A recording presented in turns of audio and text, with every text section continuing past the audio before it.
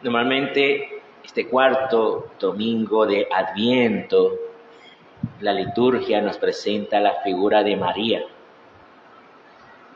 Pero hoy vemos especialmente la figura de José. Y esta figura de José es supremamente importante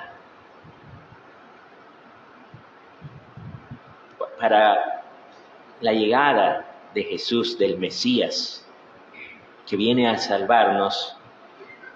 Era necesario no solo una madre, sino un padre también. Así como es necesario para los hijos que estén no solo la madre, sino también el padre. Entonces, este texto de hoy empieza diciendo: María, su madre, estaba desposada con José. Y antes de vivir juntos resultó que ella esperaba un hijo por obra del Espíritu Santo. Fíjense que lo que nos muestra este texto. En el mundo de hoy se ve muy normal utilizar la sexualidad solo por placer, o si se van a vivir juntos, pues se van a vivir juntos, o si hay un noviazgo, ya empiezan a tener sus relaciones carnales. Pero eso no es lo propio de un cristiano, porque además de ser un pecado grave, tener relaciones fuera de matrimonio es un pecado que se llama de fornicación. O si uno de los dos es casado, ya es adulterio. Son pecados graves. En la iglesia primitiva, el adulterio se podía comparar con el homicidio o con la apostasía. Así de grave se consideraba el adulterio. Hoy se nos presenta como algo normal, como si está bien, no pasa nada, todo el mundo lo hace, pues yo también lo voy a hacer. Y no es verdad, porque los pecados tienen consecuencias en nuestra alma, nos destruyen interiormente, nos hacen daño, nos llevan a la muerte. Entonces, fíjense, lo primero, entre José y María ya pasó el noviazgo, ya estaban desposados, ya eran esposos. Sin embargo, todavía no vivían juntos, porque según la costumbre en aquella época se le daba tiempo al esposo para que preparase la casa para recibir a la esposa. O sea, la esposa, cuando va a llegar, debe llegar a un lugar adecuado, ¿verdad? Para que vivan como esposos. Entonces se le daba un tiempo, podía ser un año incluso, en que ellos todavía no tenían sus relaciones carnales hasta que estuvieran juntos. O sea, hasta que ya le hubiera preparado la casa. Y fíjense que lo primero entonces no es vivir juntos, sino que lo primero es una entrega que nosotros los cristianos la hacemos ante Dios. La entrega en un santo matrimonio se hace ante Dios. Entonces, lo primero es esa entrega donde se promete la fidelidad, ¿verdad? Y se promete el ponerse al servicio el uno del otro en el amor, pero no un amor romántico. Te amo mucho, yo también te daré el sol, la luna y las estrellas. Pues no. El amor cristiano no es un amor romántico, sino un amor realista. Ese amor se muestra en la vida de cada día, en el servicio, en la ayuda mutua, en el perdón, en la reconciliación. Se muestra en el día a día. El mundo de hoy nos presenta, por ejemplo, la separación. Primero la infidelidad. Nos presenta la infidelidad como algo normal. Y no es normal la infidelidad. No es normal. Si tú ya tienes un esposo o una esposa, pues eso es lo que Dios quiere para ti. Porque Dios lo permitió en un santo matrimonio. Dios no quiere la infidelidad para ti. ¿Por qué? Porque es pecado. El cristiano busca hacer la voluntad de Dios, como José. Fíjense, José había dudado, pero la duda de José no es sobre María, no es sobre la integridad de María. José en ningún momento piensa que María le haya sido infiel. Obviamente, lo más probable es que José se acercó a María, porque ya la panza le está creciendo, y muy probablemente muchas personas empiezan a hablar. Eso crea un momento de tensión entre los dos. Entonces José se acerca a María. Seguramente se acercó y le preguntó, ¿qué está pasando? No entiendo nada, explícame, ¿qué pasa?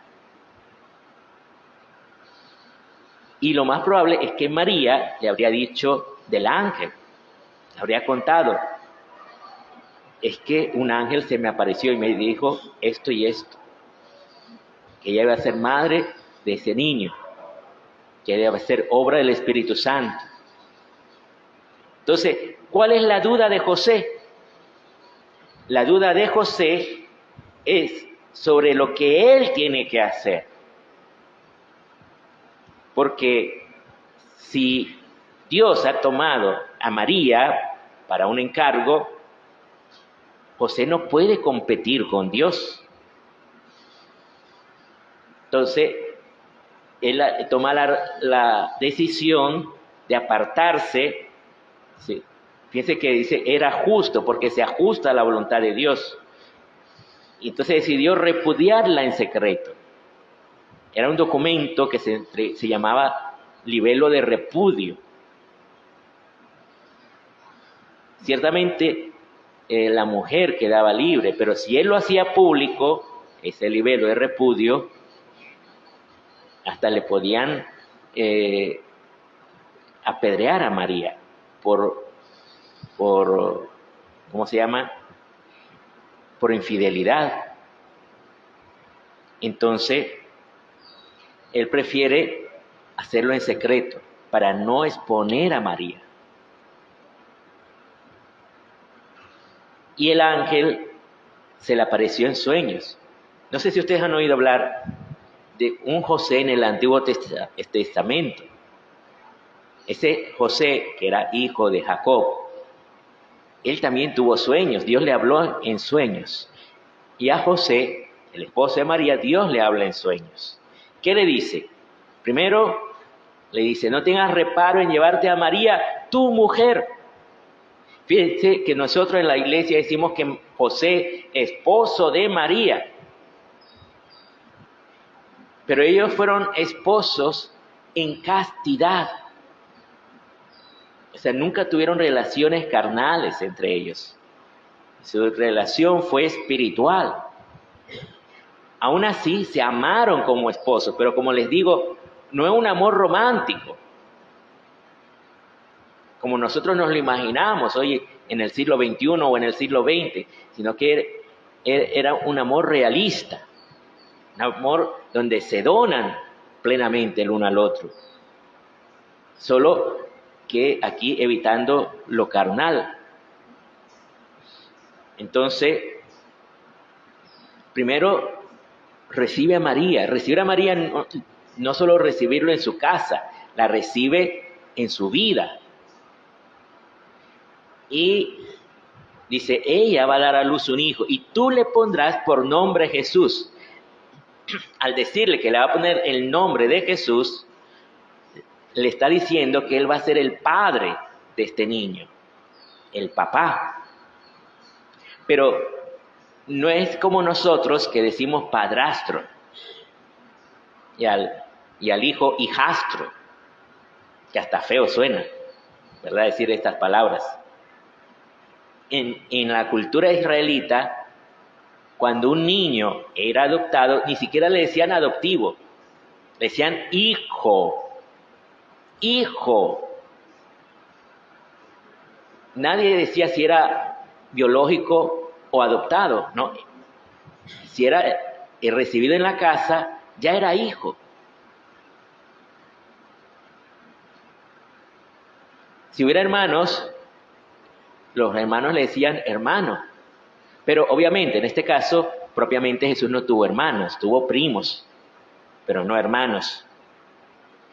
Entonces, lo más interesante de esto es que José se despierta e inmediatamente hace la voluntad de Dios. No espera nada. No dice, bueno, mañana. No, ya, cuando se despierta, ese mismo día va donde María y se la lleva a su casa. Y ya sabemos que después el niño va a nacer en Belén, pero ya la había recibido. Cuatro sueños va a tener José y 4 veces José va a hacer la voluntad de Dios. En ese momento, después cuando los reyes magos habían llegado y Herodes quería matar al niño, el ángel en sueños le dice, tienes que irte porque buscan al niño para matarlo. Vete ya. Esa misma noche, dice el texto, se fueron a Egipto. Esa misma noche. O sea, José no esperó nada. Se fue. Además, si hubiera esperado, hubiera corrido peligro la vida del niño. Después, cuando Herodes muere, le dice, ya puedes regresar a Israel. Y regresa. Y por último le dice, ahora vete a Nazaret. Y él se va a Nazaret. Cada vez José va obedeciendo. Esto es algo que él le va a transmitir a Jesús. Esta obediencia a Dios. Jesús va a aprender, además, que Dios es su Padre. Y Dios es un Padre de amor, que lo va a ir guiando, le va a mostrar su voluntad, y por eso Jesús realiza la voluntad de Dios. Nosotros los cristianos estamos llamados a realizar la voluntad de Dios. Fíjense cómo nos ha engañado el mundo. Porque hoy en día la nueva generación tiene miedo del matrimonio. Tienen miedo. Tienen miedo de tener hijos. Muchos trabajan, nunca se casan. Entonces, en lugar de tener hijos, dicen perrijos o gatos. Pero eso no es la voluntad de Dios. Es más, voluntad de Dios nunca puede ser el pecado. Nunca es la voluntad de Dios el pecado. Por ejemplo, alguien que diga, es que Dios me hizo así porque yo soy iracundo. Y digo las cosas de frente. No, Dios no te hizo iracundo. La ira es un pecado. La agresividad que tenemos no la hizo Dios para que agredas a los demás. Sí, Dios te dio una agresividad y todos la tenemos, pero esa agresividad es para que luches contra el pecado, para que luches para ir a Dios. Para eso es la agresividad y no para agredir a las demás personas.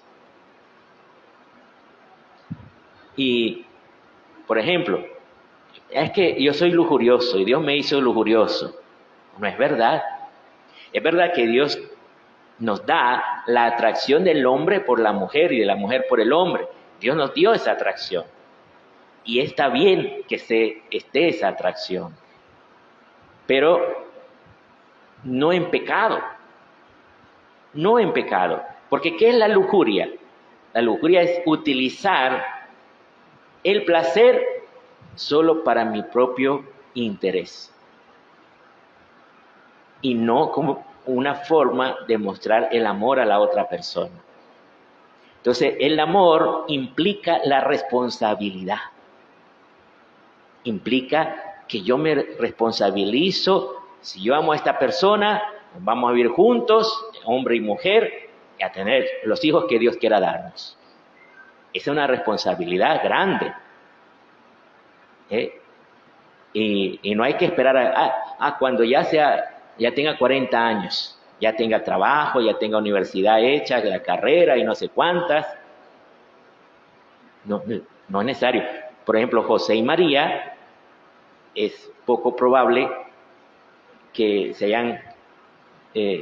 María, sabemos, estaba muy jovencita, pero muchas veces pintan a José como un anciano, y no es verdad. José no era un viejo. ¿Cómo iba a ser una persona ya vieja y achacosa un viaje desde Israel a Egipto caminando? Nada más tenía un burrito y en ese iba María con el niño. Tenía que ser una persona de una cierta salud fuerte, entonces no podía ser un anciano. Por eso, pidámosle al Señor que Él nos dé el ir creando familias donde se dé esa voluntad de Dios. Por eso es tan importante la oración en familia. Por eso es tan necesario rezar en familia. Que sea el Señor el que nos ayude, el que nos muestre cuál es la voluntad de Dios a cada uno.